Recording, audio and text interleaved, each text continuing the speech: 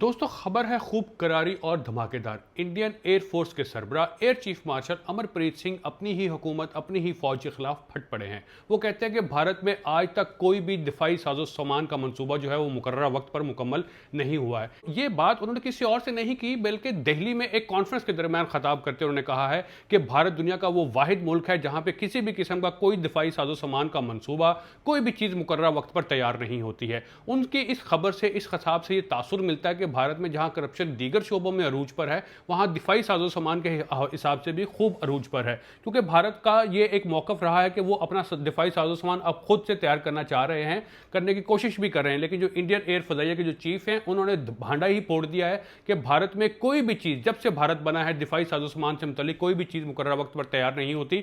उन्होंने ये गिला भी किया है कि हम आखिर ऐसे मंसूबे और ऐसे मुआहदे करते ही क्यों हैं जब हमें ये मालूम है कि हम हर चीज़ में जो है वो देर हो जाती है। उनका जो ये बयान है, उनका जो ये एतराफ़ है, ये खबर के हलकों में बड़ा अहम है। क्योंकि इससे पहले भी जो इंडियन डिफेंस चीफ थे अनिल चौहान, उनका भी एक बयान था जो कि पूरी दुनिया में डिस्कस हुआ कि जब उन्होंने ब्लूमबर्ग को एक टीवी इंटरव्यू में कहा कि पाकिस्तान ने उनके तैयारे मार गिराए हैं।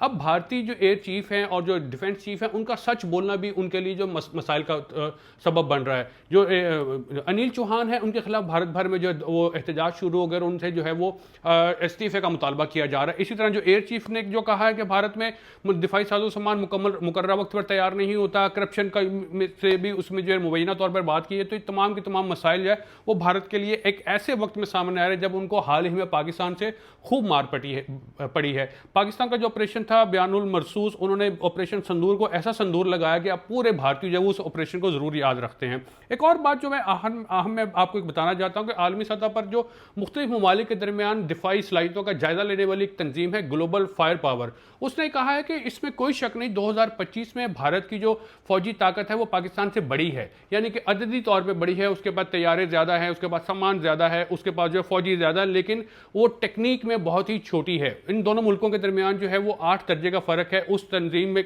के लिहाज से दुनिया के 145 मुल्कों में से पाकिस्तान जो है वो 12वें नंबर पर है, जबकि जो इंडिया है वो चौथे नंबर पर है। लेकिन इसके बावजूद जो पाकिस्तान की टेक्नोलॉजी वो इंडिया से बहुत बड़ी है, जिसका जो हाल ही में वाज़े सबूत भी पूरी दुनिया ने देख लिया कि पाकिस्तान ने किस तरह से भारत की पिटाई की है।